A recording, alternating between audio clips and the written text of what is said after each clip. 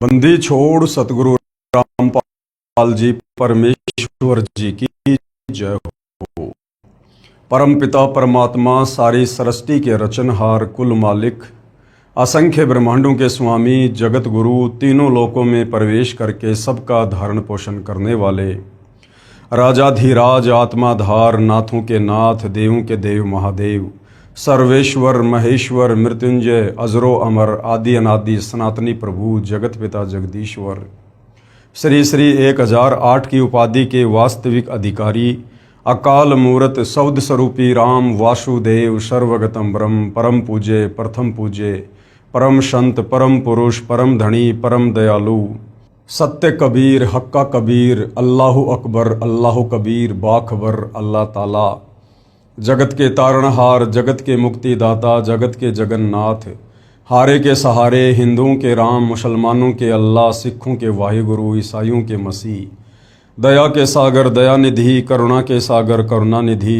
स्वयंभू परिभू संकट मोचन कष्ट हरण मंगल करण दुख भंजन अविगत कबीर निर्विकार निर्विषम परमात्मा अलय अलेख सतगुरु आदि अनादि सतगुरु असली मर्यादा पुरुषोत्तम असली राम असली कृष्ण असली घनश्याम असली मुरारी राजाओं के राजा महाराजाओं के महाराजा शहंशाहों के शहंशाह सम्राटों के सम्राट भगवानों के भगवान अल्लाहों के अल्लाह प्रभुओं के प्रभु मसीहाओं के मसीह सच्चे वाहिगुरु बाबाओं के बाबा पीरों के पीर सेठों के सेठ जगत सेठ सावड़सा सेठ सर्वगुण संपन्न अनंत कोटि कलाओं के स्वामी अनंत कोटि ब्रह्मांडों के नायक योगियों में महायोगी ध्यानियों में महाध्यानी सिद्धों में परम सिद्ध ज्ञानियों में तत्व ज्ञानी ब्रह्म ज्ञानी महाज्ञानी परम ज्ञानी सर्वश्रेष्ठ ज्ञानी विज्ञानी युवा कबीर समर्थ कबीर असमवात अमित ओजा सच्चे रहनुमा करीम अल्लाह सुभान अल्लाह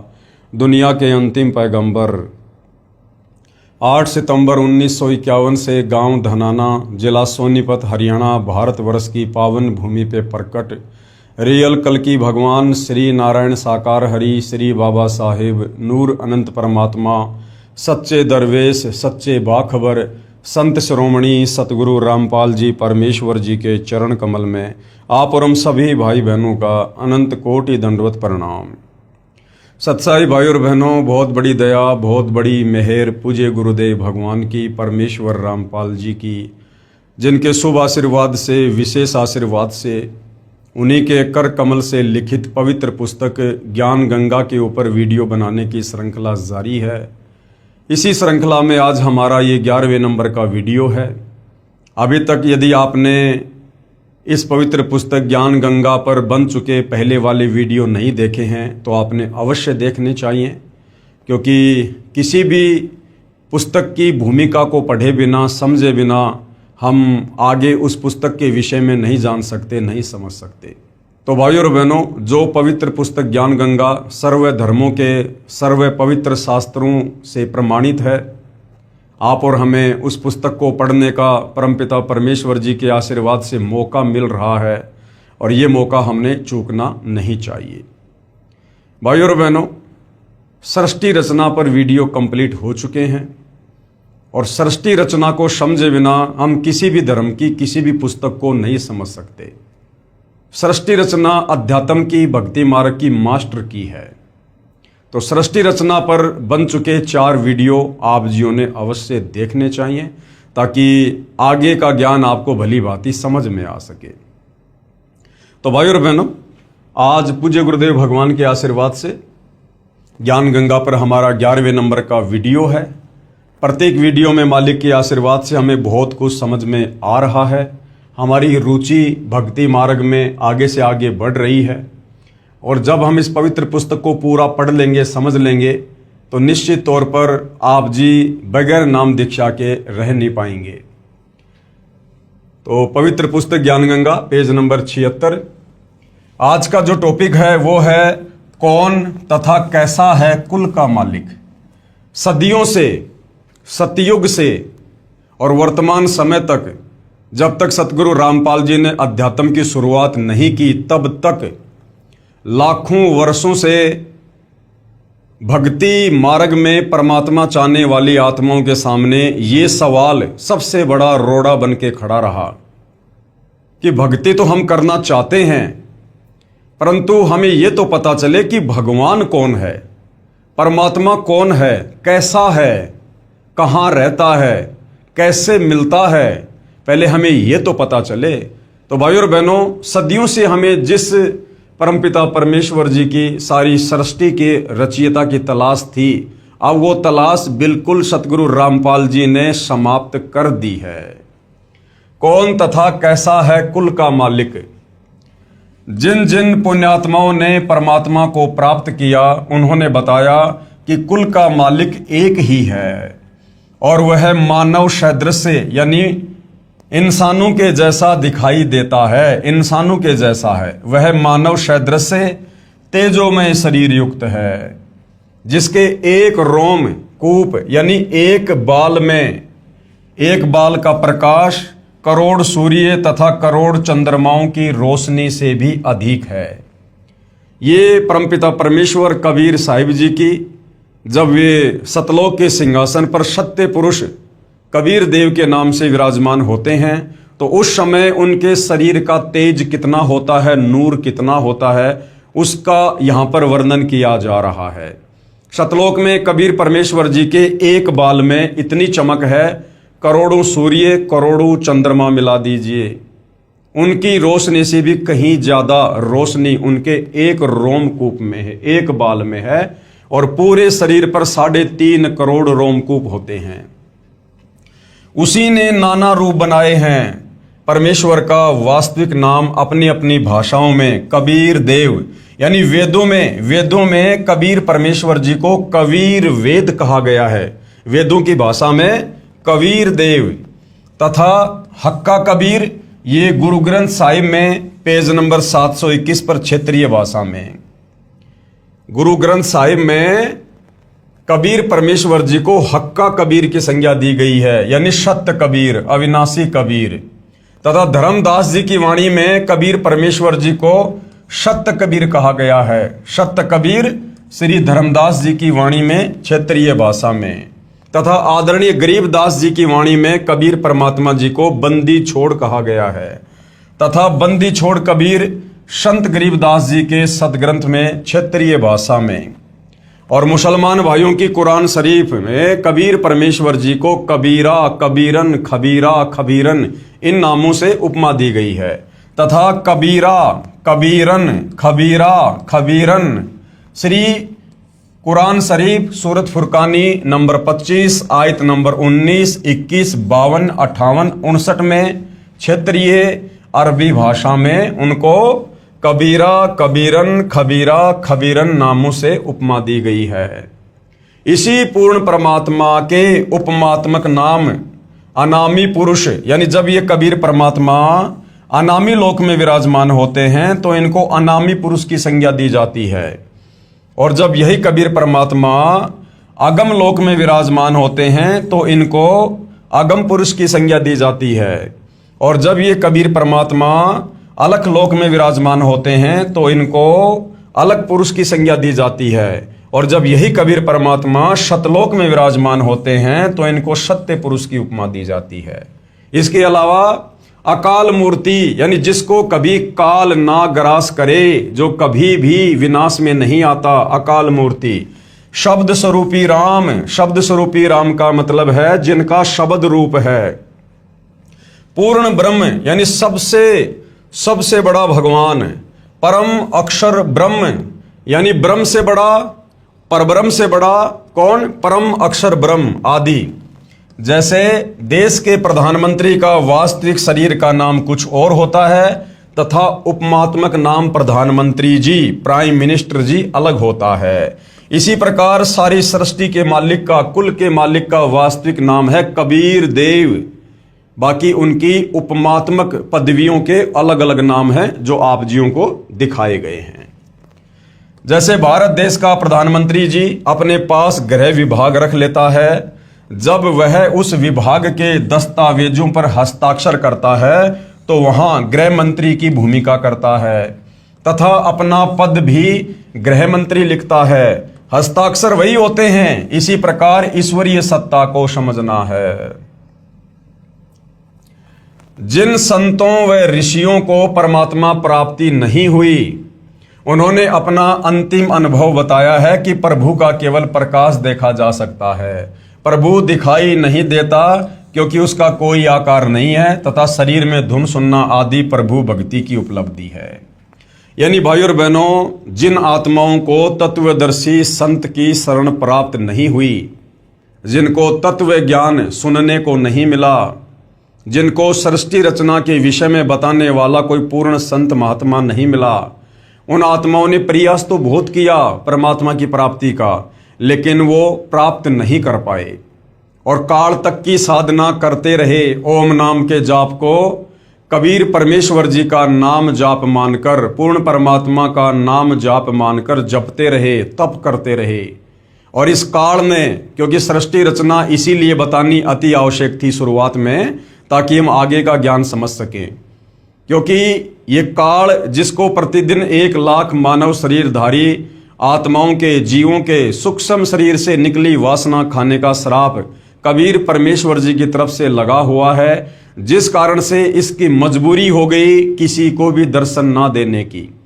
और इसने अपनी पत्नी दुर्गा और तीनों पुत्रों ब्रह्मा विष्णु महेश के माध्यम से अपनी पूरी व्यवस्था भोजन की कर रखी है। तो इसने सौगंध खा रखी है कि मैं किसी भी जप से, तप से, ओम नाम के जाप से, किसी भी साधना से, योग से मैं अपने वास्तविक ब्रह्म रूप में दर्शन नहीं दूंगा, काल रूप में दर्शन नहीं दूंगा। जिस कारण से बेचारे ऋषियों ने, मुनियों ने, महात्माओं ने वेदों को पढ़ा और चारों वेदों में इस काल ब्रह्म का ही जाप है। तो उन ऋषि मुनियों ने, महात्माओं ने वेदों से ओम नाम निकालकर पूर्ण परमात्मा का जानकर तप किया और जाप किया। लेकिन भाई और बहनों, ये ओम नाम तो इस काल का है, इस ब्रह्म का है, जो ओम नाम के जाप से या अन्य किसी भी विधि से अपने दर्शन भगत को नहीं देता है। और अंत में उन सभी ऋषि मुनियों ने समाज में ये घोषित कर दिया कि भाई परमात्मा निराकार है, उसका केवल प्रकाश देखा जा सकता है। जिस कारण से आज तक कोई ये नहीं जान पाया कि वो एक परमात्मा कौन है, कैसा है, कहाँ रहता है, कैसे मिलता है। आओ विचार करें, जैसे कोई अंधा अन्य अंधों में अपने आप को आंखों वाला सिद्ध किए बैठा हो और कहता है कि रात्रि में चंद्रमा की रोशनी बहुत सुहावनी, मन भावनी होती है, मैं देखता हूं। अन्य अंधे शिष्यों ने पूछा कि गुरुजी चंद्रमा कैसा होता है? चतुर अंधे ने उत्तर दिया कि चंद्रमा तो निराकार है, वो दिखाई थोड़े दे सकता है। कोई कहे सूर्य निराकार है, वह दिखाई नहीं देता, यानी सूर्य स्वयं प्रकाशित है, इसलिए उसका केवल प्रकाश दिखाई देता है। गुरु जी के बताए अनुसार शिष्य 2.5 घंटे सुबह तथा 2.5 घंटे शाम आकाश में देखते हैं, परंतु कुछ दिखाई नहीं देता है। यहाँ पर भाई और बहनों, ये राधा स्वामी पंथ के साधकों के लिए बताया जा रहा है, क्योंकि राधा स्वामी पंथ के गुरुओं को नहीं पता कि परमात्मा कैसा है, कैसे मिलता है, उसका आकार कैसा है, उन्हें कुछ नहीं पता। और अपने शिष्यों को कहते हैं कि सुबह शाम 2.5 घंटे आंख कान बंद करके साधना करो, तुम्हें परमात्मा के दर्शन होंगे। तो यहां पर उनके विषय में बताया जा रहा है। गुरु जी के बताए अनुसार शिष्य 2.5 घंटे सुबह तथा 2.5 घंटे शाम आकाश में देखते हैं, परंतु कुछ दिखाई नहीं देता। स्वयं ही विचार विमर्श करते हैं कि गुरु जी तो सही कह रहे हैं, हमारी साधना पूरी 2.5 घंटे सुबह शाम नहीं हो पाती, इसलिए हमें सूर्य तथा चंद्रमा का प्रकाश दिखाई नहीं दे रहा, अर्थात हमें परमात्मा के दर्शन नहीं हो रहे। चतुर गुरु जी की व्याख्या पर आधारित होकर उस चतुर अंधे की ज्ञानहीन व्याख्या के प्रचारक करोड़ों अंधे ज्ञानहीन हो चुके हों, फिर उन्हें आंखों वाला यानी कोई तत्वदर्शी संत बताए कि सूर्य आकार में है भाई और उसी से प्रकाश निकल रहा है, इसी प्रकार चंद्रमा से प्रकाश निकल रहा है। नेत्रहीनों, चंद्रमा के बिना रात्रि में प्रकाश कैसे हो सकता है? यानी जिन साधकों ने, ऋषि मुनियों ने ये कहा कि केवल परमात्मा का प्रकाश देखा जा सकता है, तो परमात्मा ये चंद्रमा का, सूर्य का उदाहरण देकर समझा रहे हैं कि जिस प्रकार सूर्य के बिना सूर्य का प्रकाश नहीं हो सकता, चंद्रमा के बिना चंद्रमा का प्रकाश नहीं हो सकता, इसी प्रकार परमात्मा के बिना, भगवान के बिना, उसका प्रकाश भी नहीं हो सकता। यदि प्रकाश है तो वो साकार है, लेकिन तुम्हें दिखाई नहीं दे रहा, ये तुम्हारी भक्ति की कमी है। कोई कहे कि ट्यूबलाइट देखी है, फिर कोई पूछे कि ट्यूब कैसी होती है जिसकी आपने रोशनी देखी है, उत्तर मिले कि ट्यूब तो निराकार है। निराकार होने के कारण दिखाई नहीं देती, केवल प्रकाश देखा जा सकता है। विचार करें, ट्यूब बिना प्रकाश कैसा। यदि कोई कहे कि हीरा स्वयं प्रकाशित होता है, फिर यह भी कहे कि हीरे का केवल प्रकाश देखा जा सकता है, क्योंकि हीरा तो निराकार है, वह दिखाई थोड़े देता है, तो वह व्यक्ति हीरे से परिचित नहीं है, फोकट का जोरी बना बैठा है। जो परमात्मा को निराकार कहते हैं, जो साधक, जो गुरुजन परमात्मा को निराकार कहते हैं कि परमात्मा दिखाई नहीं देता, परमात्मा का कोई आकार नहीं है, और साथ में ये भी कहते हैं तथा केवल प्रकाश देखना तथा धुन सुनना ही प्रभु प्राप्ति मानते हैं, वे पूर्ण रूप से प्रभु तथा भक्ति से अपरिचित हैं। जब उनसे प्रार्थना की कि कुछ नहीं देखा है तुमने, अपने अनुयायियों को भ्रमित करके दोषी हो रहे हो, न तो आपके गुरुदेव के तत्व ज्ञान रूपी नेत्र हैं और न ही आपको, इसलिए दुनिया को भ्रमित मत करो। इस बात पर सर्व ज्ञान रूपी नेत्रों के अंधों ने लठ उठा लिए कि हम तो झूठे, तू एक सच्चा। आज वही स्थिति सतगुरु रामपाल जी महाराज के साथ हो रही है। जब सतगुरु रामपाल जी सृष्टि रचना के माध्यम से तत्व ज्ञान के द्वारा धर्म शास्त्रों को दिखा दिखाकर लोगों को समझाते हैं, तो उन नादान धर्मगुरुओं के अज्ञान का रंग ज्यादा चढ़ा होने के कारण सतगुरु रामपाल जी के साथ वाद विवाद करते हैं कि हमारे गुरुजी तो सैकड़ों वर्षों से पंथ चला रहे हैं, हमारे पंथ में तो करोड़ों की संख्या में भगत हैं, और तुम तो अभी अभी भक्ति मार्ग में आए हो, तुम्हें क्या पता परमात्मा के बारे में, तुम क्या जानते हो भक्ति के बारे में। तो भाइयों और बहनों, इस विधि से तो आप कभी जिंदगी में परमात्मा के दर्शन नहीं कर पाओगे। अब इस विवाद का निर्णय कैसे हो कि किस संत के विचार सही हैं, किसके गलत हैं। यानी भाई धन धन सतगुरु वाले सही कह रहे हैं, राधा स्वामी पंथ वाले सही कह रहे हैं, जय गुरुदेव वाले सही कह रहे हैं, या निरंकारी पंथ वाले सही कह रहे हैं, या फिर सतगुरु रामपाल जी जो वास्तविक व्याख्या धर्मशास्त्रों से प्रमाणित करके भक्ति और भगवान की बता रहे हैं, या फिर वो सही है। अब इसका निर्णय हम कैसे करें, इसके लिए गुरुदेव भगवान हमें क्या उदाहरण दे रहे हैं। इस विवाद का निर्णय कैसे हो कि किस संत के विचार सही हैं और किसके गलत हैं। मान लीजिए जैसे किसी अपराध के विषय में 5 वकील अपना अपना विचार व्यक्त कर रहे हैं, कोर्ट में खड़े होकर जज के सामने 5 वकील किसी विवाद पर अपना अपना मत रख रहे हैं। एक वकील कहे कि इस अपराध पर संविधान की धारा 301 लगेगी, दूसरा कहे 302 लगेगी, तीसरा कहे 304 लगेगी, चौथा कहे 306 तथा 5वां वकील 307 को सही बताए। तो भाई अपराध अगर एक है तो धारा भी एक ही लगेगी, यानी उनमें से 4 वकील गलत हैं। और यदि उन 5 की व्याख्या संविधान से नहीं मिलती है तो फिर 5 वकील ही गलत हैं। तो अगर मुकदमा एक है और वकील है 5 और अपना अपना मत दे रहे हैं, तो 5 सही नहीं हो सकते हैं अगर उनके मत अलग अलग हैं। तो ये 5 ठीक नहीं हो सकते, केवल एक ही ठीक हो सकता है।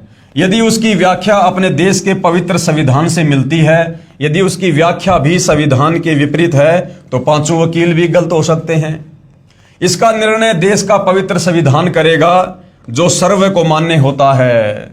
इसी प्रकार भिन्न भिन्न विचारधाराओं में तथा साधनाओं में से कौन सी शास्त्र अनुकूल है या कौन सी शास्त्र विरुद्ध है, इसका निर्णय पवित्र सदग्रंथ ही करेंगे जो सर्व को मान्य होने चाहिए। आज भारत देश में दुनिया भर के साधु संत महात्मा आचार्य मंडलेश्वर हैं और सबकी व्याख्या भक्ति और भगवान को लेकर एक दूसरे से मेल नहीं खाती है, भिन्न भिन्न है।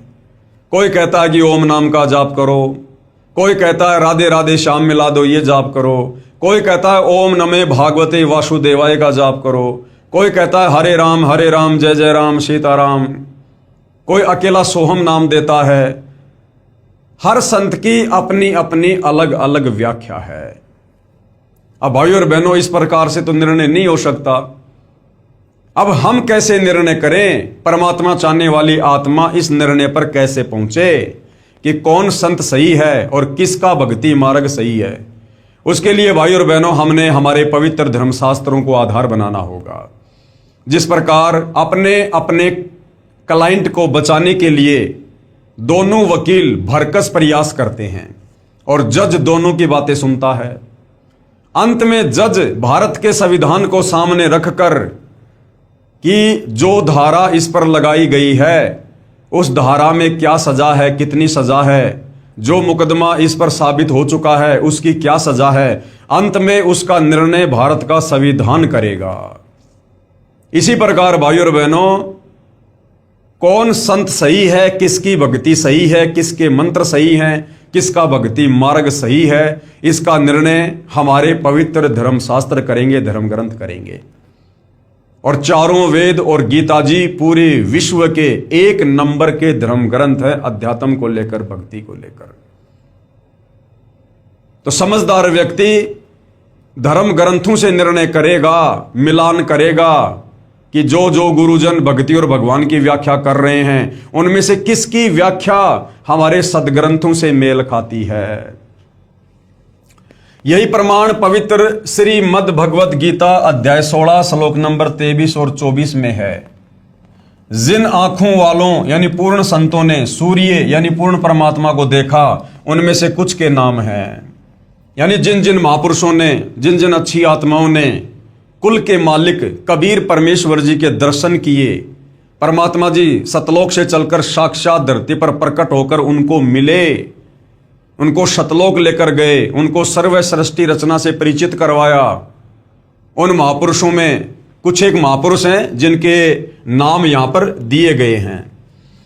आदरणीय धर्मदास जी, आदरणीय दादू जी, आदरणीय मलुकदास जी, आदरणीय गरीबदास जी, आदरणीय नानक जी, आदरणीय घीसादास जी। और ये सबसे पहले आदरणीय धर्मदास जी, इनके क्या विचार हैं कि परमात्मा कौन है, कैसा है। आदरणीय धर्मदास जी, आदरणीय धर्मदास जी बांधवगढ़ मध्य प्रदेश वाले, जिनको पूर्ण परमात्मा जिंदा महात्मा के रूप में मथुरा में मिले। सतलोक दिखाया, वहां सतलोक में दो रूप दिखाकर जिंदा वाले रूप में पूर्ण परमात्मा वाले सिंहासन पर विराजमान हो गए। तथा आदरणीय धर्मदास जी को कहा कि मैं ही काशी बनारस में नीरू नीमा के घर गया हुआ हूं, वहां धानक यानी जुलाहे का कार्य करता हूं। आदरणीय श्री रामानंद जी मेरे गुरु जी हैं, यानी 650 साल पहले कबीर परमेश्वर जी जो सन 1398 में बनारस के काशी में लहरतारा तालाब पर कमल के विकसित फूल पर शिशु रूप में प्रकट हुए। और जब वे 5 वर्ष की लीला में आयु में आए तो उन्होंने सर्वप्रथम पंडित रामानंद जी को अपना मुंह बोला गुरु धारण किया। श्री रामानंद जी मेरे गुरु जी हैं, ये कहकर श्री धर्मदास जी की आत्मा को वापस शरीर में भेज दिया। श्री धर्मदास जी का शरीर 2 दिन बेहोश रहा, तीसरे दिन होश आया तो काशी में खोज करने पर पाया कि यही काशी में आया धानक ही पूर्ण परमात्मा सत्य पुरुष है। कि भाई जो काशी में धानक जुलाहे का कार्य कर रहे हैं, कबीर जी जो लीला कर रहे हैं, यही वास्तव में कुल का मालिक है, सारी सृष्टि को रचने वाला है, जो यहां पर लीला कर रहा है। आदरणीय धर्मदास साहिब जी ने पवित्र कबीर सागर, कबीर साखी, कबीर बीजक नामक सदग्रंथों की आंखों देखे तथा पूर्ण परमात्मा के पवित्र मुख कमल से निकले अमृत वचन रूपी विवरण से रचना की अमृतवाणी में प्रमाण।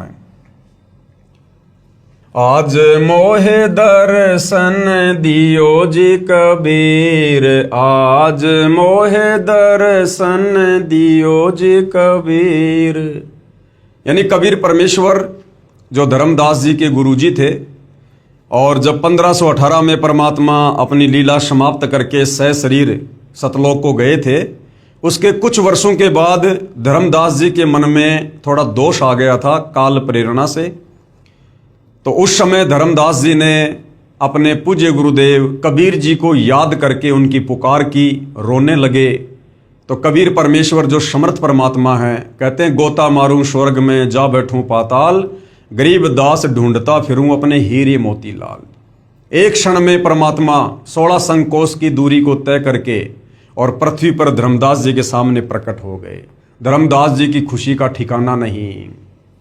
आज मोहे दर्शन दियो जी कबीर, आज मोहे दर्शन दियो जी कबीर।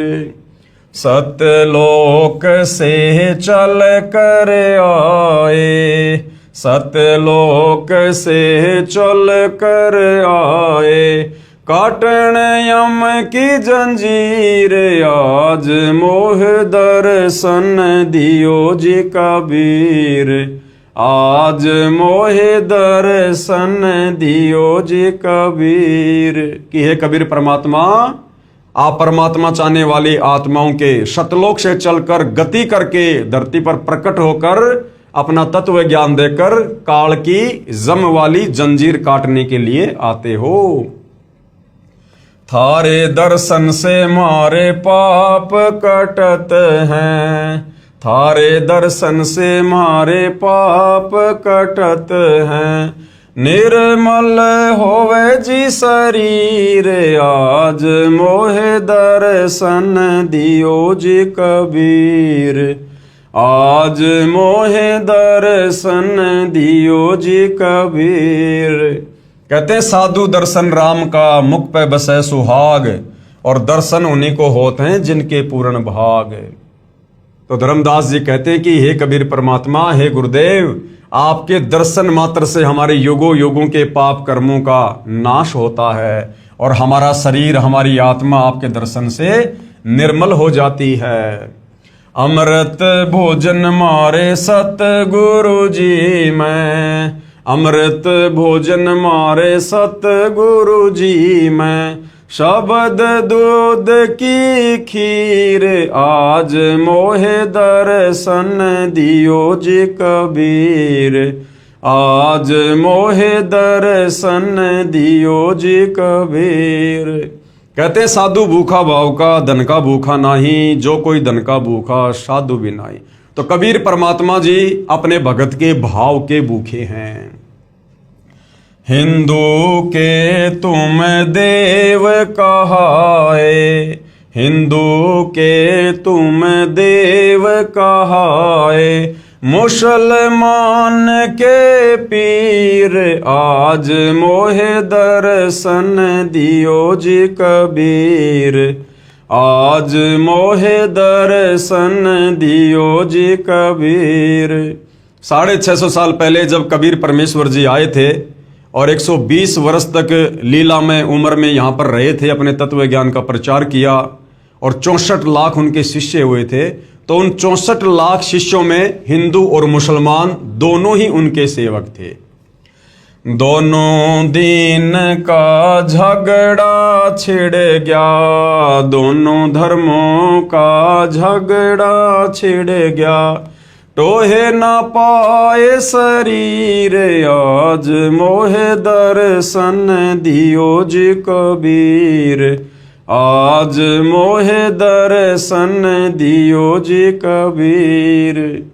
यानी जब 650 साल पहले सन 1518 में 120 साल तक लीला करके कबीर परमात्मा मगर से सशरीर सतलोक को जा रहे थे, उस समय काशी नरेश वीर सिंह बघेल और मगर के नवाब बिजली खान पठान, जो दोनों ही कबीर परमात्मा जी के भगत थे, कबीर परमेश्वर जी के शरीर को लेकर आपस में मरने मारने की सोच बैठे थे कि एक बार कबीर जी शरीर छोड़ दे, सतलोक चले जाएं।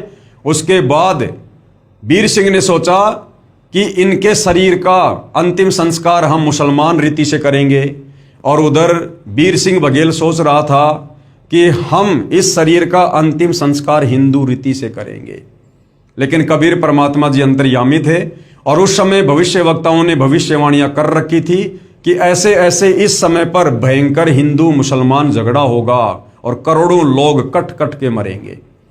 अंतर्यामी समर्थ कबीर परमात्मा जी ने ऐसी लीला करी, ऐसा खेल खेला, हिंदू मुसलमान कहाँ आपस में लड़ने झगड़ने की सोच रहे थे और आपस में गले लग लग के सगे भाइयों की तरह रो रहे हैं कि हम नादान गुरुदेव से इतना ज्ञान लेने के बाद और हमारी बुद्धि कहाँ जा रही थी, हम क्या कुछ अनर्थ करने का सोच रहे थे।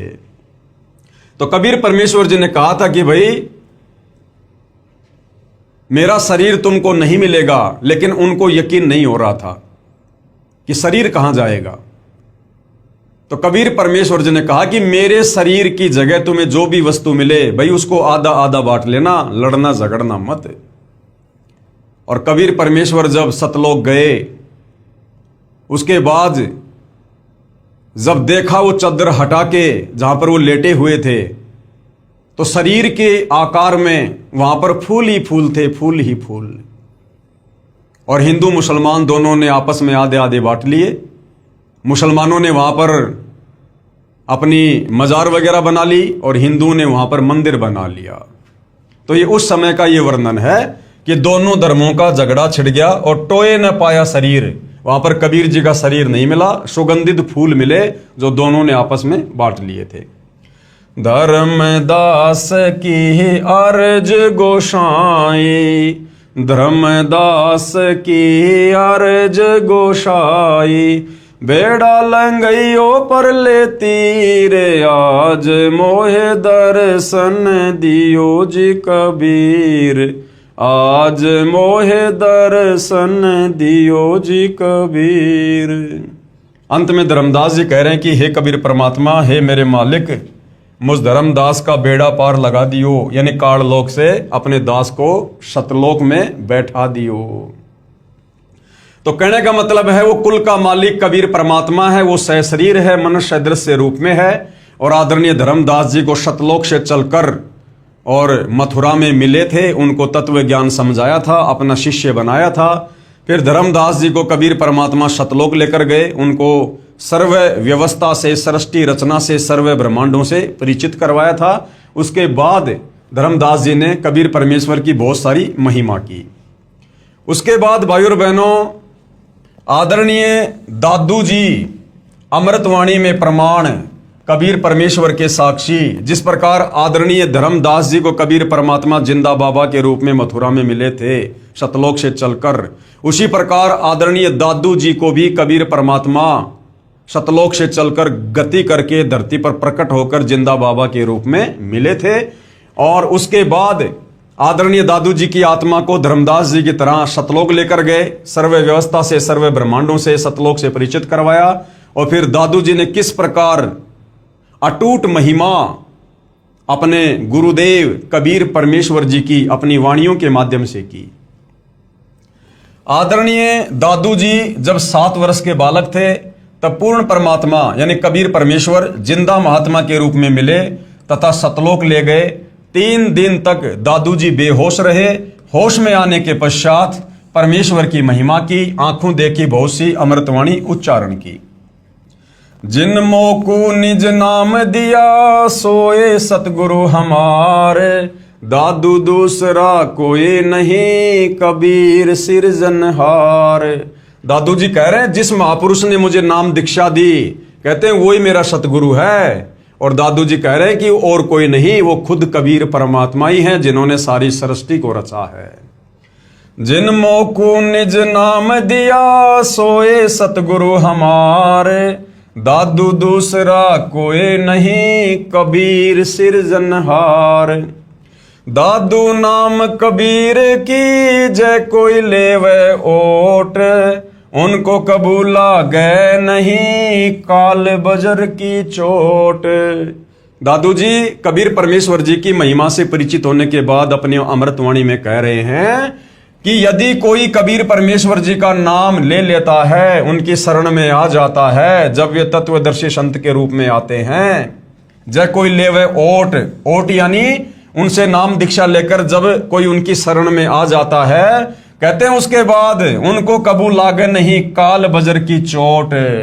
इस काल का षड्यंत्र, इस काल का जाल, इस काल की चोट उस भगत के ऊपर फिर नहीं लगती है, इस काल की पार नहीं बसाती है। दादू नाम कबीर का सुनकर कापे काल, नाम भरोसे जो नर चले होवे न बाका बाल। दादू जी कह रहे हैं जब कोई एक बार तत्वदर्शी संत रूप में आए हुए कबीर परमेश्वर जी का नाम ले लेता है तो कहते हैं फिर वो काल भी कांपता है उस भगत से, क्योंकि उसके पास कबीर जी का नाम होता है। जैसे वर्तमान में सतगुरु रामपाल जी की शरण में आने के बाद यदि कोई मर्यादा में रहकर भक्ति करता है तो काल उस भगत के निकट नहीं आ सकता। नाम भरोसे जो नर चले, जो भगत मर्यादा में रहकर नाम का सुमरण करता है, कहते हैं फिर उसका होवे न बाका बाल, काल उसका फिर कुछ नहीं बिगाड़ सकता। जो जो शरण कबीर के तर गए अनंत अपार, दादू गुण के ता कहे कहत न आवे पार। दादू जी कह रहे हैं मैं उस कबीर परमेश्वर की क्या महिमा करूं, उनकी शरण में आने के बाद तो अनंत आत्माएं काल के जाल से निकलकर सतलोक चली गई। कबीर करता आप है दूजा ना कोई, दादू पूर्ण जगत को भक्ति दृढ़ावे सोए। दादू जी कह रहे कि कबीर परमात्मा के अलावा कोई करता यानी कोई भगवान नहीं है, कोई करतार नहीं है। और पूरे संसार को, पूरे जगत को यदि कोई सद्भक्ति देता है तो कबीर परमात्मा ही देता है। ठेका पूरा होवे जब सब कोई तजे शरीर, दादू काल गंजे नहीं जपे जो नाम कबीर। क्या कह रहे हैं दादू जी कि ठेका पूरा होवे जब, यानी जब ये शरीर छूटने का समय आ जाता है तो कहते हैं हर किसी को ये चोला छोड़ना पड़ता है, लेकिन जिसके पास में कबीर परमात्मा जी का नाम होता है, जो तत्वदर्शी संत की शरण में होता है, कहते हैं फिर उसको काल हाथ नहीं लगाता। दादू काल गंजे नहीं जपे जो नाम कबीर। आदमी की आयु घटे तब यम घेरे आए, सुमरण किया कबीर का दादू लिया बचाए।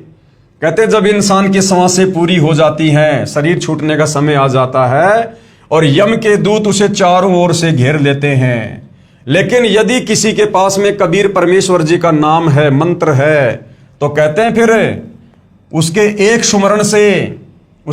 सुमरण से वो काल के दूत दूर दूर जाकर गिरते हैं, दूर दूर जाकर उस भगत के निकट में नहीं आ सकते। कबीर परमात्मा शब्द रूप में उस भगत के साथ में रहता है और अपने भगत को परमात्मा यमदूतों से बचाता है।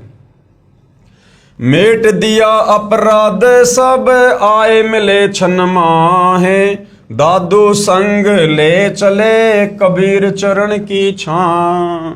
यानी कबीर परमात्मा सतलोक से चलकर दादू जी को आकर मिले और उनके सारे अपराधों को क्षण भर में समाप्त कर दिया, नाम दीक्षा देकर अपना भगत बनाकर, और अपने चरणों में दादू जी को जगह दी। सेवक देव निज चरण का दादू अपना जान, भृंगी सत्य कबीर ने कीन्या आप समान। यानी वो कबीर परमात्मा अपने भगत को अपना मंत्र देकर मर्यादाओं में रखकर भक्ति करवाकर उसे अपना जैसा ही बना लेता है सतलोक के लिए। दादू अंतर्गत सदा छिन छिन सुमरण ध्यान, वारु नाम कबीर पर पल पल मेरा प्राण। यानी कबीर परमेश्वर जी ने मुझे ऐसी भक्ति दे दी है, मोक्ष वाली, मोक्षदायक, कि मैं पल पल अपना सर्वस्व तन मन धन अपने कबीर परमात्मा, अपने गुरुदेव भगवान पर न्योछावर करता हूं। सुन सुन साख कबीर की काल नवावे माथ, धन धन हो तीनों लोक में दादू जोड़े हाथ। सुन सुन साख कबीर की काल नवावे माथ। कबीर परमेश्वर की महिमा सुनकर और कहते हैं ये काल भी अपना शीश झुका देता है। धन धन हो तीनों लोक में दादू जोड़े हाथ। हे कबीर परमात्मा, तीनों लोक में आपकी जय जयकार हो, आप धन हो। दादू इस प्रकार से हाथ जोड़कर अपने गुरुदेव कबीर परमात्मा जी की महिमा कर रहे हैं। केहरी नाम कबीर का विषम काल गजराज, दादू भजन पर तापते भागे सुनत आवाज। दादू जी अपने कबीर परमेश्वर जी की समर्थता को, महिमा को उजागर करते हुए क्या कह रहे हैं कि कबीर परमेश्वर जी का नाम तो ऐसा है जैसे केहरी, जो शेर होता है, बब्बर शेर, और विषम काल गजराज, और ये 21 ब्रह्मांड का स्वामी, दुर्गा का पति, ये ब्रह्मा विष्णु महेश का पिता, ये काल भी कुछ कम शक्ति नहीं है। इसको समझो हाथियों का राजा गजराज, कबीर परमात्मा को समझो शेरों का राजा केहरी, और काल को समझो हाथियों का राजा गजराज। लेकिन जब कबीर परमेश्वर जी के नाम की बात आती है, कबीर परमेश्वर जी की समर्थता और महिमा की बात आती है, तो कहते हैं उनके भजन के प्रताप से, उनकी भक्ति के आगे कहते हैं ये काल भी ये दौड़ पड़ता है, भाग पड़ता है, ये टिक नहीं पाता है ये कबीर परमेश्वर जी के नाम के सामने। जिस प्रकार केहरी शेर के सामने हाथी लीद करके भाग लेता है, उस प्रकार कबीर परमेश्वर जी की महिमा के आगे, उनके नाम सुमरण के आगे ये काल दौड़ लेता है, भाग लेता है, टिक नहीं सकता है। पल एक नाम कबीर का दादू मन चितलाए, हस्ती के असवार को स्वान काल नहीं खाए। आगे और क्या महिमा की है दादू जी ने कबीर परमेश्वर जी की, कुल के मालिक की, कि पल एक नाम कबीर का, यदि मर्यादा में रहकर एक पल भी कबीर परमेश्वर जी का नाम जाप कर लिया जाए हैं, तो कहते हैं जैसे हस्ती के असवार को, हाथी पर बैठे व्यक्ति को जिस प्रकार से काल कोई हानि नहीं कर सकता, उसी प्रकार कबीर परमेश्वर जी के उपासक साधक को ये काल किसी प्रकार से कोई चोट नहीं पहुंचा सकता है। जिस प्रकार हाथी पर बैठे व्यक्ति को कुत्ता किसी भी प्रकार से नुकसान नहीं पहुंचा सकता है, उसी प्रकार कबीर परमेश्वर के भगत को जब वे तत्वदर्शी संत के रूप में धरती पर आते हैं, जैसे वर्तमान में सतगुरु रामपाल जी के नाम से आए हुए हैं, कहते हैं उनके उपासक को, सच्चे उपासक को, मर्यादित भगत को ये काल किसी भी प्रकार से चोट या हानि नहीं पहुंचा सकता। सुमरत नाम कबीर का कटे काल की पीर, दादू दिन दिन ऊंचे परमानंद सुख सीर। सुमरत नाम कबीर का कटे काल की पीर, यानी इस काल का बंधन कट जाता है, लक 84 योनि से भगत छूट जाता है, जन्म मरण की पीड़ा से दूर हो जाता है। जो कबीर परमेश्वर जी का नाम जब वे तत्वदर्शी संत के रूप में आते हैं, उनसे लेकर जो मर्यादा में रहकर सुमरण करता है, और कहते हैं दिन दिन हर दिन वो भक्ति मार्ग में आगे ही बढ़ता चला जाता है। दादू नाम कबीर की जो कोई लेवे ओट, तिनको कबूला गए नहीं काल बजर की चोट। और संत सब कूप हैं केते झरीता नीर, दादू अगम अपार है दरिया सत्य कबीर। यानी अध्यात्म में, भक्ति मार्ग में कबीर परमेश्वर जी का क्या रोल है। दादू जी कह रहे हैं कि जिस प्रकार एक तो कुआं है और एक बहुत बड़ी कोई दरिया है, तो कुएं में तो सीमित पानी होता है, हमारी थोड़ी बहुत आवश्यकता वो कुएं का पानी पूरी कर सकता है। पीने का पानी है, पशुओं के पीने का पानी है, थोड़ा बहुत और कोई काम में आ जाएगा। लेकिन यदि हमने बहुत बड़े क्षेत्र में कोई फसल करनी हो, पानी की बहुत ज्यादा आवश्यकता हो, तो कहते हैं वो कुआं फिर वहां पर फैल हो जाएगा। तो ये जितने भी साधु संत महात्मा देवी देवता, ये जितने भी ब्रह्मा विष्णु महेश ब्रह्म परब्रह्म, इनकी क्षमता तो कुएं के जैसी है, अध्यात्म में कुएं के जैसी, जो केवल काम चलाऊ सरकार है। और वो कबीर परमेश्वर तो दरिया है, सागर असीमित। यानी उनकी शरण में आने के बाद फिर हमारे हर कार्य कबीर परमेश्वर जी के आशीर्वाद से सफल होते हैं। अब ही तेरी सब मिटे जन्म मरण की पीर, श्वास उसास सुमर ले दादू नाम कबीर। अब ही तेरी सब मिटे जन्म मरण की पीर, यानी जब से हम सतलोक से कबीर परमात्मा जी से बिछुड़कर अपनी गलती के चलते इस काल के साथ 21 ब्रह्मांडों में आए हैं, और असंख्य युगों से हम यहाँ पर जन्म मरण के कष्ट, लक 84 योनियों के कष्ट भोग रहे, उठा रहे हैं। तो दादू जी कहते हैं अब वो तेरी सारी पीड़ा मिट जाएगी, अभी तेरी सब मिटाए जन्म मरण की पीर। क्या करना पड़ेगा? जब कबीर भगवान तत्वदर्शी संत के रूप में आते हैं, उस समय उनसे वो श्वास वाला सतनाम का जाप ले ले और उसका सुमरण कर, तेरी सारी पीड़ा इसी जन्म में समाप्त हो जाएगी। तो भाई वर्तमान में इस पूरी धरती पर एकमात्र तत्वदर्शी संत सतगुरु रामपाल जी हैं, और वो श्वास का नाम केवल सतगुरु रामपाल जी के पास है। और इन्हीं से उपदेश लेने से वो नाम अपना कार्य करेगा, भगत की जन्म मरण की पीड़ को काटेगा। कोई सरगुण में रीझ रहा, कोई निर्गुण ठहराए, दादू गति कबीर की मोते कही ना जाए। जिन मोकू निज नाम दिया, सोए सतगुरु हमारे, दादू दूसरा कोई नहीं, वो कबीर सृजनहार। सारी सृष्टि का सृजनहार वो कबीर परमात्मा ही है। उसके बाद भाइयों और बहनों, आदरणीय मलुकदास जी, इनको भी आदरणीय धर्मदास जी और आदरणीय दादू जी की तरह कबीर परमात्मा जी सतलोक से चलकर धरती पर प्रकट होकर मिले थे। इनको अपना तत्व ज्ञान दिया, अपना शिष्य बनाया, इनको भी सतलोक दिखाया। और मलुकदास जी ने भी अपनी अमृतवाणी में कबीर परमेश्वर जी की कलम तोड़ महिमा की है। आदरणीय मलुकदास जी कबीर देव के साक्षी 42 वर्ष की उम्र में श्री मलुकदास साहिब जी को पूर्ण परमात्मा मिले तथा 2 दिन तक श्री मलुकदास जी अचेत रहे, यानी उनको सतलोक लेकर गए थे परमात्मा, नीचे उनका शरीर अचेत था। फिर निमन वाणी उच्चारण की, जपोरे मन साहेब नाम कबीर, जपोरे मन साहेब नाम कबीर। क्या कह रहे हैं मलुकदास जी कि हे भाई, हे मेरे मन, अगर काल के 21 ब्रह्मांडों से मुक्ति चाहिए, जन्म मरण से छुटकारा चाहिए, गधा कुत्ता शुअर बनकर उन महाकष्टों से छुटकारा चाहिए, तो कहते हैं कबीर परमेश्वर जी का नाम जाप कर ले। जब वे तत्वदर्शी संत के रूप में आते हैं, उनसे दीक्षा लेकर अपनी आत्मा का कल्याण करवा ले। जपोरे मन सतगुरु नाम कबीर, जपोरे मन साहेब नाम कबीर। एक समय गुरु बंसी बजाई कालंदरी के तीर, एक समय गुरु बंसी बजाई कालंदरी के तीर।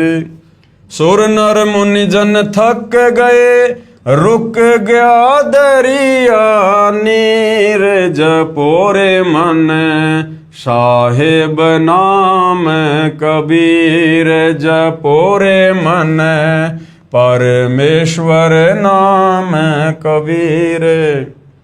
अपने गुरुदेव की, कबीर परमात्मा की महिमा बताते हुए आदरणीय मलुकदास जी क्या कह रहे हैं, क्योंकि भाइयों और बहनों, ये मलुकदास जी पहले श्री कृष्ण जी यानी श्री विष्णु जी के उपासक थे, जब तक ये कबीर परमात्मा जी की शरण में नहीं आए थे।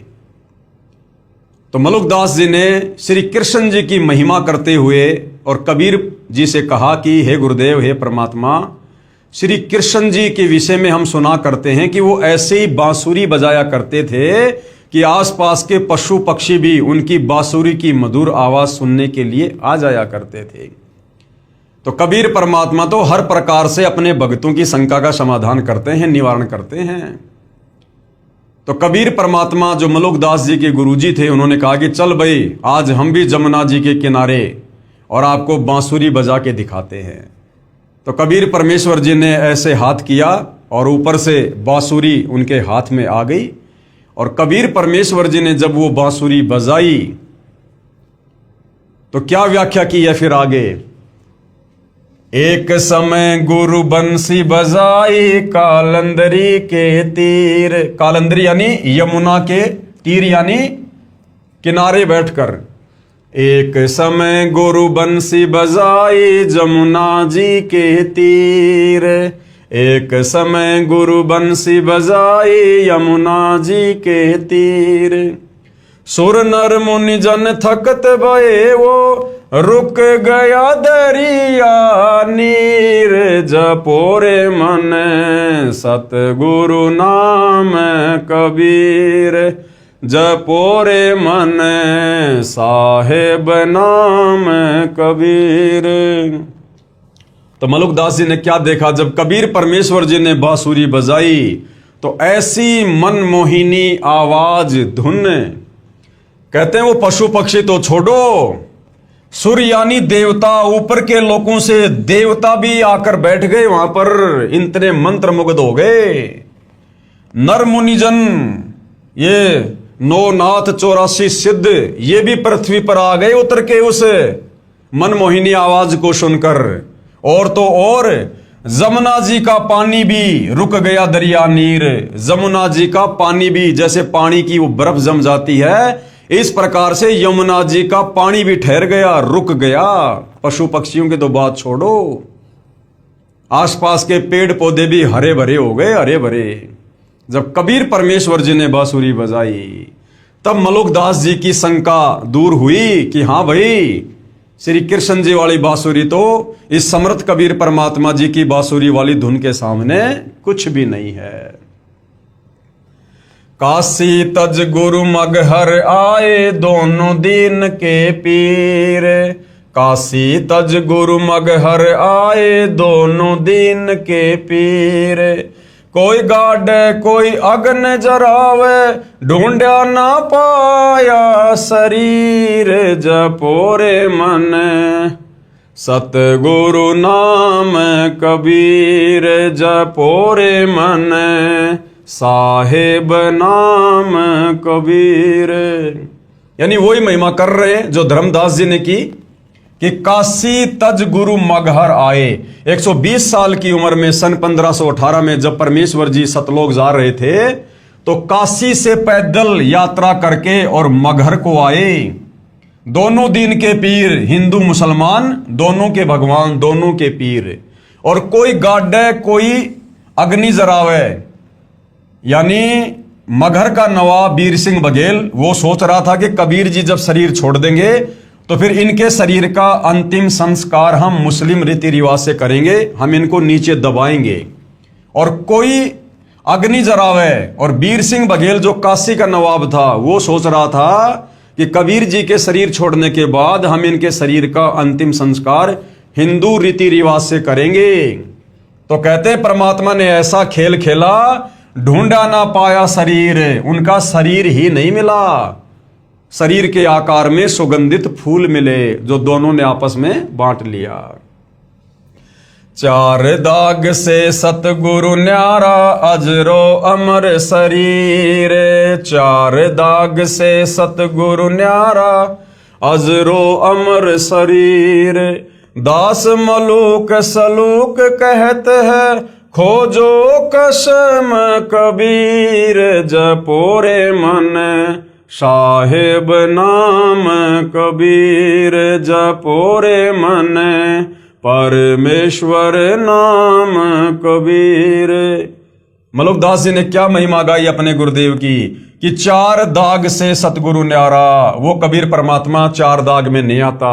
जिस प्रकार से संसार के प्राणी चार प्रकार से दाग को प्राप्त होते हैं हम अंतिम संस्कार के बाद।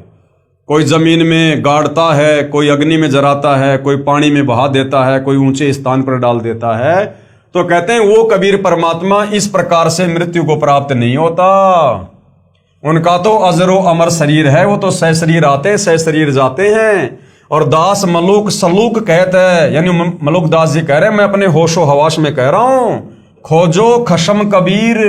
उस कबीर परमेश्वर की खोज कर लो। जब वे तत्वदर्शी संत के रूप में आते हैं उनसे उपदेश ले लो और अपनी आत्मा का कल्याण करवा लो, काललोक से बाहर निकल लो। इसी प्रकार भाइयों और बहनों, वो कुल का मालिक कौन है, कैसा है, कहां रहता है, कैसे मिलता है, क्या उसकी महिमा है।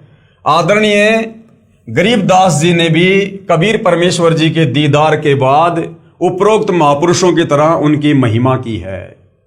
आदरणीय गरीबदास जी छुडानी जिला जज्जर हरियाणा वाले अपनी अमृतवाणी में ये प्रमाण देते हैं, प्रभु कबीर यानी कबीर देव के साक्षी।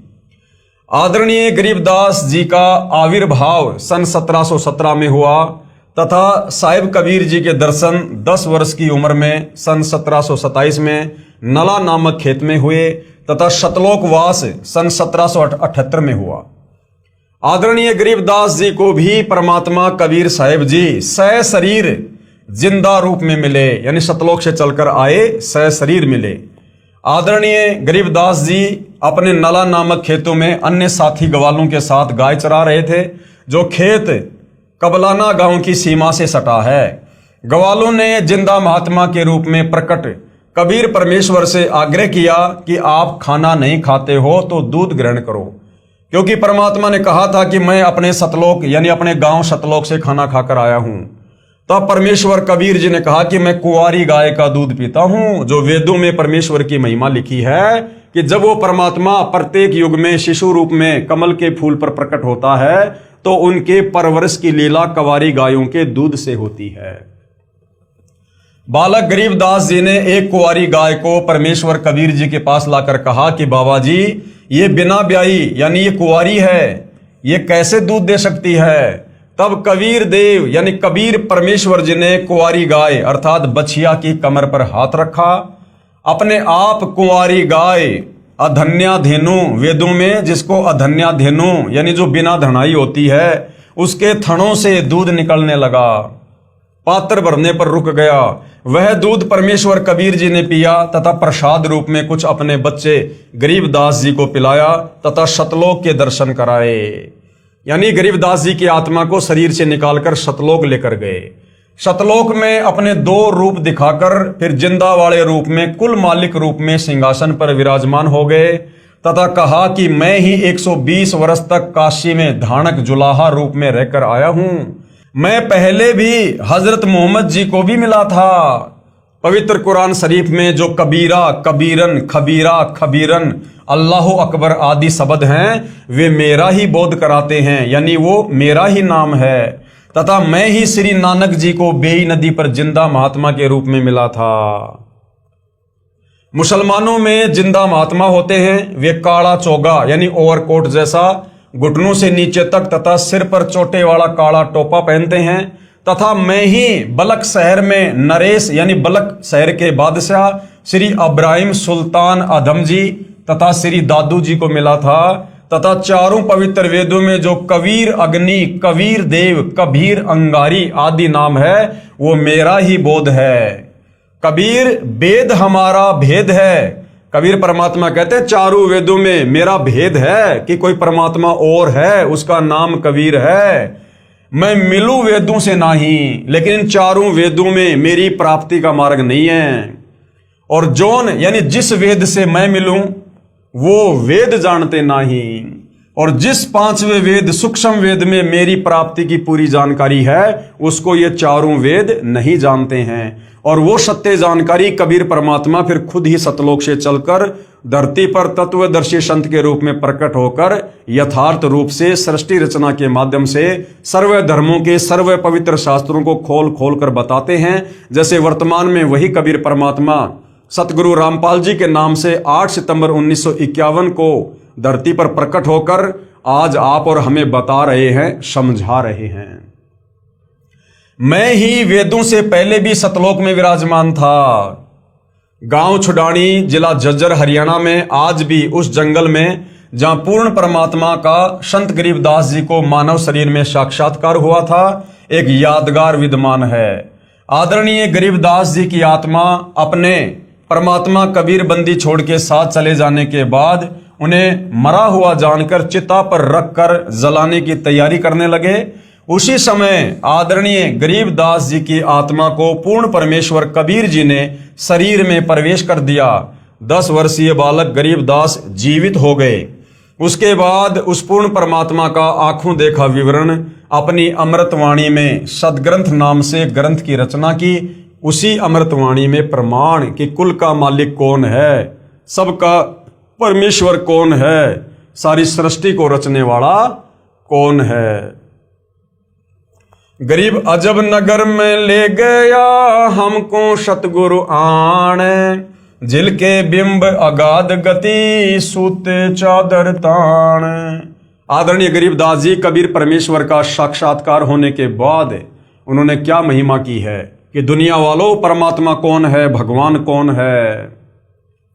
अजब नगर में ले गया यानी मेरे शरीर से मेरी आत्मा को निकाल कर वो कबीर परमात्मा अजब नगर यानी सतलोक में ले गया।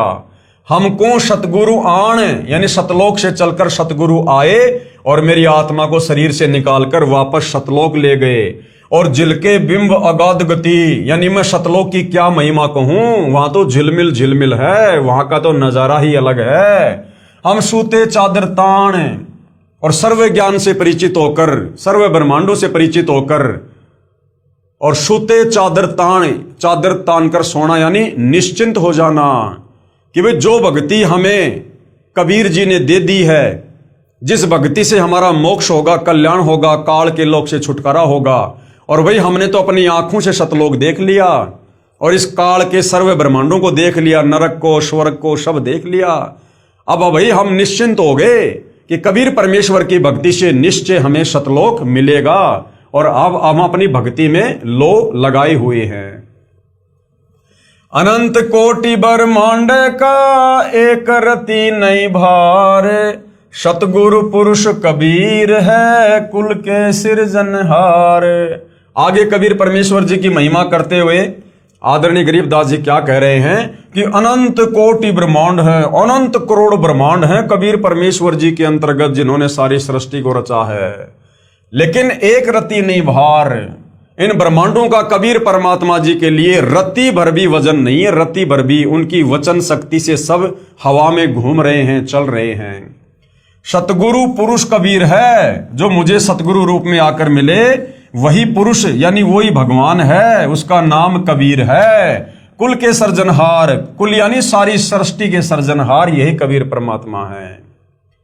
गैबी ख्याल विशाल सतगुरु अचल दिगंबर थीर है, भक्ति हेत आने काया धर आए, अविगत सत कबीर है। कि वो कबीर परमात्मा जिनकी क्या महिमा कहूं, जो सतलोक में हैं, विराजमान हैं, वहां रहते हैं, अजरो अमर शरीर है। कहते हैं वो आप और हमें भक्ति देने के लिए अपनी तेज पुंज वाली देह को हल्का करके और यहां पर हमें भक्ति प्रदान करने के लिए आते हैं। भक्ति हेत काया धर आए, अविगत सत्य कबीर। हरदम खोज हनोज हाजिर, त्रिवेणी के तीर है, दास गरीब तबीब सतगुरु बंदी छोड़ कबीर हैं। यानी आत्मा का एकमात्र वैद्य, आत्मा का एकमात्र डॉक्टर ये बंदी छोड़ कबीर परमात्मा जी हैं, जो काल के बंधनों से छुड़वाएंगे, जन्म मरण के रोग से छुड़वाएंगे। हम सुल्तानी नानक तारे दादू को उपदेश दिया, जात जुलाहा भेद न पाया, काशी माहे कबीर हुआ। गरीब सब पदवी के मूल हैं, सकल सिद्धि हैं तीर, दास गरीब सतपुरुष भजो, अविगत कला कबीर। यानी कबीर परमेश्वर जी के बराबर सिद्धि युक्त इस सृष्टि में अन्य कोई नहीं है, और एकमात्र उन्हीं की भक्ति करनी चाहिए। जिंदा जोगी जगत गुरु, मालिक मुर्शद पीर, दहु दिन झगड़ा मंडा, पाया नहीं शरीर। यानी वो ही मगर वाली बात, जब कबीर परमात्मा सह शरीर सतलोक को जा रहे थे तो दोनों दिन यानी दोनों धर्म हिंदू मुसलमानों में आपस में झगड़ा होने वाला था, लेकिन ऐसी लीला की परमात्मा ने, पाया नहीं शरीर, उनका शरीर नहीं मिला, शरीर के आकार के सुगंधित फूल मिले जो दोनों ने आपस में बांट लिए। गरीब जिसको कहते कबीर जुलाहा, सब गति पूर्ण अगम अगाहा। जिसको कबीर जुलाहा कहकर लोगों ने रिजेक्ट कर दिया था, वो तो सर्वगति पूर्ण है, वो तो अविगत परमात्मा है, सर्व का सर्जनहार है, उनकी महिमा तो अगम अगाध है। उपरोक्त वाणी में आदरणीय गरीबदास साहिब जी महाराज ने स्पष्ट कर दिया कि काशी वाले धानक यानी जुलाहे ने मुझे भी नामदान देकर पार किया। यही काशी वाला धानक ही सत्य पुरुष यानी पूर्ण ब्रह्म है, कबीर परमात्मा है। परमेश्वर कबीर ही सतलोक से जिंदा महात्मा के रूप में आकर मुझे अजब नगर यानी अद्भुत नगर सतलोक में लेकर गए, जहां पर आनंद ही आनंद है, कोई चिंता नहीं, जन्म मृत्यु नहीं, अन्य प्राणियों के शरीर में कष्ट आदि का शोक नहीं, क्योंकि वहां पर 84 लाख योनियां नहीं। इसी काशी में धानक रूप में आए सत्य पुरुष ने यानी कबीर जी ने भिन्न भिन्न समय में प्रकट होकर आदरणीय श्री अब्राहिम सुल्तान अधम तथा आदरणीय दादू जी व आदरणीय नानक जी को भी सतनाम देकर पार किया। वही कबीर देव जिसके एक रोमकूप में यानी एक बाल में करोड़ों सूर्य जैसा प्रकाश है तथा मानव सदृश शरीर है। अति तेजोमय अपने वास्तविक शरीर के ऊपर हल्के तेजपुंज का चोला यानी भद्रा वस्त्रा अर्थात तेजपुंज का शरीर डालकर हमें मृतलोक मनुष्य लोक में पृथ्वी लोक में आकर मिलते हैं, क्योंकि उस परमेश्वर के वास्तविक स्वरूप के प्रकाश को चरम दृष्टि सहन नहीं कर सकती। उस परमेश्वर के वास्तविक तेज को, नूर को, जिनके एक बाल में करोड़ों सूर्य जितना प्रकाश है, हमारी ये चरम दृष्टि, ये आंखें सहन नहीं कर सकती। भाई और बहनों, गर्मी के समय में, दोपहर के समय में ये जो सूर्य होता है, हम इसकी तरफ भी 5 सेकंड लगातार बड़ी मुश्किल से देख पाते हैं।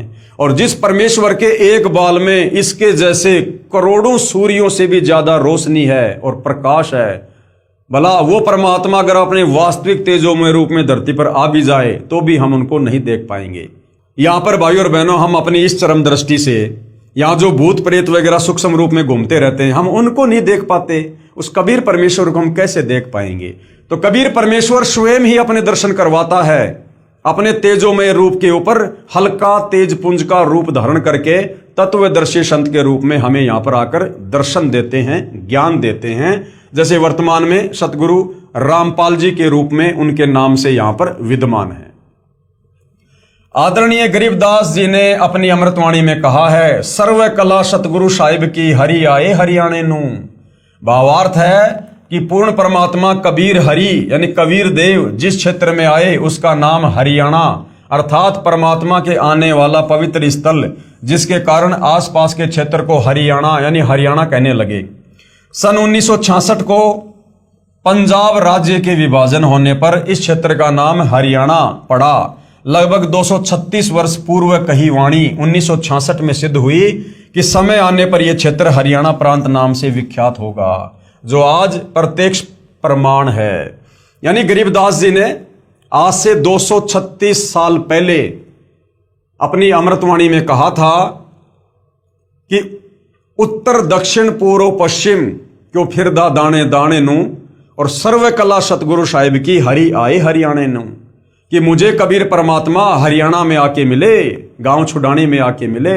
उस समय तक तो हरियाणा प्रांत नाम भी नहीं था, लेकिन अमृतवाणी भाई और बहनों महापुरुष की थी, इसलिए समय आने पर सिद्ध होनी थी। सन 1966 में पंजाब से अलग होकर हरियाणा प्रांत अलग बना और वो वाणी 236 साल बाद फिर सत्य साबित हुई, जो आज प्रत्यक्ष प्रमाण है। इसलिए गुरु ग्रंथ साहिब पेज नंबर 721 पर अपनी अमृतवाणी महिला 1 में श्री नानक जी ने कहा है कि हक्का कबीर करीम तू बे परवरदिगार, नानक बोगोयद जनु तूरा तेरे चाकरा पखाक। हक्का कबीर सिख धर्म के प्रवर्तक आदरणीय नानक जी ने भी अपनी अमृतवाणी में कबीर परमेश्वर के होने का प्रमाण दिया है कि वो हक्का कबीर, वो सत्य कबीर, वो अविनाशी कबीर ही दयालु है, बेऐब परवरदिगार, वो निर्विकार परमात्मा है। इसी का प्रमाण गुरु ग्रंथ साहिब के राग सीरी महिला 1 पेज नंबर 24 पर शब्द नंबर 29 में है। एक सुवान दुई सुवानी नाल बलके बोकई सदा बियाल, कुड़ छुरा मूठा मुर्दहार धानक रूप रहा करतार। यानी वो कबीर परमात्मा काशी में धानक रूप में आए, जुलाहे की भूमिका की। मैं पति की पंदी न करनी की कार, ऊ बिगड़े रूप रहे बिकराल, तेरा एक नाम तारे संसार में एहो आस एहो आधार। मुख निंदा आख्या दिन रात, पर घर जो ही नीच मनाती, काम क्रोध तन वशय चंडाल, धानक रूप रहा करतार, धानक रूप रहा करतार। फाई सुरत मलुकी वेश, उठ अगवाड़ा ठग्गी देश, खरा सियाणा बहुता बार, धानक रूप रहा करतार, धानक रूप रहा करतार। यानी वो सारी सृष्टि का करतार भगवान वो काशी में धानक रूप में आया।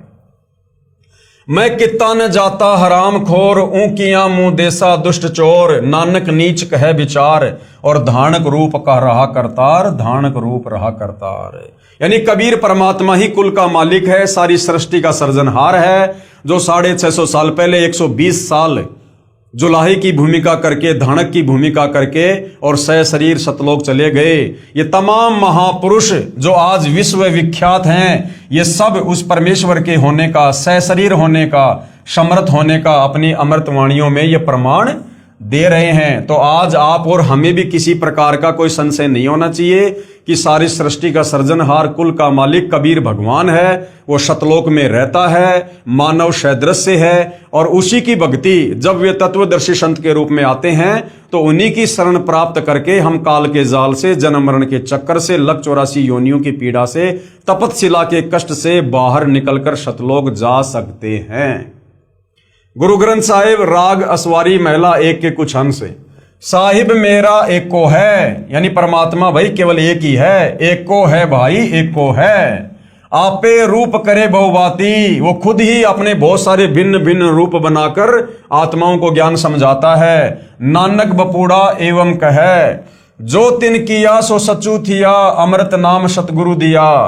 पूरे गुरु ते गति मति पाई, बूढ़त जगू देखिया तऊ डरी भागे।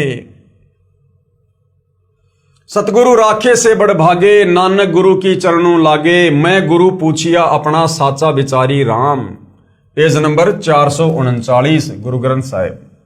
उपरोक्त अमृतवाणी में श्री नानक जी स्वयं स्वीकार कर रहे हैं कि साहिब यानी प्रभु यानी भगवान एक ही है, तथा उनका यानी श्री नानक जी का कोई मनुष्य रूप में वक्त गुरु भी था, जिसके विषय में कहा है कि पूरे गुरु से तत्व ज्ञान प्राप्त हुआ, तथा मेरे गुरु जी ने मुझे अमृत नाम यानी अमर मंत्र अर्थात पूर्ण मोक्ष करने वाला उपदेश नाम मंत्र दिया। वही मेरा गुरु नाना रूप धारण कर लेता है, अर्थात वही सत्य पुरुष है, वही जिंदा रूप बना लेता है, वही धानक रूप में भी काशी नगर में विराजमान होकर आम व्यक्ति अर्थात भगत की भूमिका कर रहा है। क्योंकि नानक जी कबीर जी के समकालीन थे, इसलिए नानक जी कह रहे हैं कि वो कबीर परमात्मा भिन्न भिन्न रूप धारण करके, और 650 साल पहले यानी नानक जी के समय में नानक जी कह रहे हैं कि वो वर्तमान में काशी में, बनारस में एक भगत की भूमिका भी कर रहा है। शास्त्र विरुद्ध पूजा करके सारे जगत को जन्म मृत्यु व कर्म फल की आग में जलते देखकर जीवन व्यर्थ होने के डर से भागकर मैंने गुरुजी के चरणों में शरण ली। नानक जी स्वीकार कर रहे हैं कि जब मुझे ये तत्व ज्ञान हुआ कबीर जी के माध्यम से, जो कबीर जी मुझे बेई नदी पर मिले और नानक जी की आत्मा को शरीर से निकालकर सचखंड लेकर गए, फिर 3 दिन के बाद वापस छोड़ा। उसके बाद नानक जी बनारस गए, काशी में गए, जहां पर कबीर जी जुलाहे का काम कर रहे थे, खड्डी बुन रहे थे, और उससे पहले नानक जी सतलोक में उसी परमात्मा को देख कर आ गए थे। तो नानक जी ने जाते ही अपने आप को उनके चरणों में समर्पित कर दिया और उपदेश प्राप्त किया। तो नानक जी कह रहे हैं कि मैंने भी इस काल के भयंकर जाल को देखकर और काशी में जाकर मैंने गुरु जी के चरणों में शरण ली। बलिहारी गुरु आपने दिवहाड़ी सदवार, जिन मानस ते देवता किया करत न लागी वार। आपने आप साजियो आपने रचियो नाऊ, दुई कुदरती साजिए करी आसणु डिठो ताऊ चाऊ। दाता करता आप तू तुसी देवई करही पछाऊ। तू जानोई समझे दे ले सही जिंद कवाऊ, करी आसणु डिठो चाऊ। भावार्थ है कि पूर्ण परमात्मा जिंदा का रूप बनाकर बेई नदी पर आए, अर्थात जिंदा कहलाए, तथा स्वयं ही 2 दुनिया, ऊपर शतलोक आदि तथा नीचे ब्रह्म व परब्रह्म के लोक को रचकर ऊपर शतलोक में आकार में आसन पर बैठकर चाव के साथ अपने द्वारा रचित दुनिया को देख रहे हैं। तथा आप ही स्वयंभू अर्थात माता के गर्भ से जन्म नहीं लेते, स्वयं प्रकट होते हैं। कौन? कबीर परमात्मा। यही प्रमाण पवित्र यजुर्वेद अध्याय 40 मंत्र 8 में है कि कबीर मनीषी स्वयंभू परिभू व्यवधाता। भावार्थ है कि कबीर परमात्मा सर्वज्ञ है, सब कुछ जानता है। मनीषी का अर्थ सर्वज्ञ होता है तथा अपने आप प्रकट होता है, स्वयंभू है, परिभू है। वही परिभू यानी सनातन अर्थात सर्वप्रथम वाला प्रभु है। वह सर्व ब्रह्मांडों का व्यवधाता यानी भिन्न भिन्न अर्थात सर्व लोकों का रचनहार है। एहू जीव बहुते जन्म भरमिया, ता सतगुरु शब्द सुनाइया। क्या कह रहे नानक जी? कि नानक जी कह रहे हैं कि मेरा ये जीव बहुत समय से जन्म तथा मृत्यु के चक्कर में भ्रम रहा। अब पूर्ण सतगुरु ने यानी कबीर जी ने वास्तविक नाम प्रदान किया, यानी सतनाम का जाप दिया। श्री नानक जी के पूर्व जन्म यानी नानक जी के पहले और कौन कौन से मनुष्य जन्म हो चुके थे। सतयुग में राजा अमरीश और त्रेता युग में राजा जनक हुए और फिर नानक जी हुए, तथा अन्य योनियों के जन्मों की तो गिनती ही नहीं। लग 84 में कितनी बार गए वो तो गिनती नहीं, क्योंकि नानक जी भी वही आत्मा है जो शतलोक से इस काल के चक्कर में आप और हमारे साथ में यहां पर आई थी। प्रभु कबीर जी ने स्वामी रामानंद जी को तत्व ज्ञान समझाया। अब भाइयों और बहनों, कल के वीडियो का हमारा क्या टॉपिक रहेगा? प्रभु कबीर जी ने यानी सारी सृष्टि के मालिक, कुल के मालिक कबीर परमात्मा जी ने, जो सतलोक में रहते हैं, सह शरीर हैं, मानव सदृश्य हैं, तत्वदर्शी संत के रूप में जगत को सृष्टि का ज्ञान देने के लिए, काललोक से छुड़वाने के लिए यहां पर आते रहते हैं। तो उस परमात्मा कबीर जी ने स्वामी रामानंद जी को तत्व ज्ञान समझाया। आदरणीय रामानंद जी जो काशी में हुए हैं, कबीर परमात्मा के समकालीन थे, कबीर परमेश्वर जी के मुंह बोले गुरुदेव थे। उनको भी कबीर परमात्मा जी ने 5 वर्ष की उम्र में, जब पंडित रामानंद जी की 104 साल की उम्र थी, उस समय कबीर परमात्मा 5 वर्ष की लीला में उम्र में थे। और पंडित रामानंद जी जो चारों वेदों के, 18 पुराणों के, गीता जी के प्रकांड ज्ञाता थे, उनको कबीर परमेश्वर जी ने अपने तत्व ज्ञान के आगे नत मस्तक कर दिया और पंडित रामानंद जी ने कबीर जी से उपदेश प्राप्त किया। लेकिन जगत की दृष्टि में पंडित रामानंद जी कबीर जी के गुरु बने रहे। तो ये क्या कबीर परमात्मा जी की लीला थी। और फिर पंडित रामानंद जी ने भी अपने गुरु, अपने गुरुदेव कबीर जी की कलम तोड़ महिमा की है और आदरणीय गरीबदास जी ने उसको अपनी अमृतवाणी में लिपिबद्ध किया है। इसके विषय में भाइयों और बहनों हम कल के लाइव वीडियो में समझेंगे, क्योंकि ये पवित्र पुस्तक ज्ञान गंगा है। हम धीरे धीरे इसमें आगे बढ़ेंगे, धीरे धीरे हम इसको समझेंगे। और जो कबीर परमेश्वर सतगुरु रामपाल जी हमें समझाना चाहते हैं अध्यात्म के विषय में, हम उसको जानेंगे, समझेंगे और सतगुरुदेव भगवान से उपदेश प्राप्त करके अपनी आत्मा का कल्याण जो है करवाएंगे। तो भाइयों और बहनों, इतने सारे महापुरुष जिनको कबीर परमात्मा, कबीर देव सतलोक से चलकर गति करके क्षण भर में इस पृथ्वी पर प्रकट होकर जो इन महापुरुषों को मिले, इनको ज्ञान समझाया, इनको सतलोक का दर्शन करवाया, ताकि आज आप और हम आत्माओं को इनके द्वारा लिखे इन ग्रंथों को पढ़कर, इनकी अमृतवाणियों को पढ़कर हमें विश्वास हो कि वास्तव में वो कुल का मालिक, सारी सृष्टि का सृजनहार कौन है।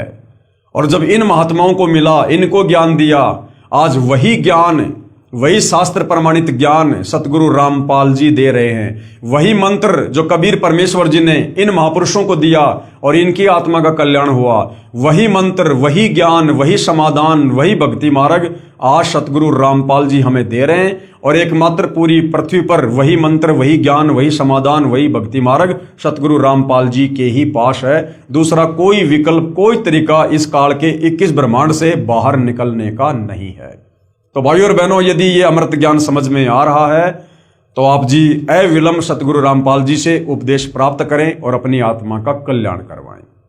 तो आज के वीडियो में भाइयों और बहनों केवल इतना ही। कल परमेश्वर जी के आशीर्वाद से हम फिर सेवा में हाजिर होंगे। तब तक गुरुदेव भगवान हम सबको आज्ञा दे, आशीर्वाद दे, सद्बुद्धि दे, मार्गदर्शन करे। बंदी छोड़ सतगुरु रामपाल जी परमेश्वर जी की जय हो।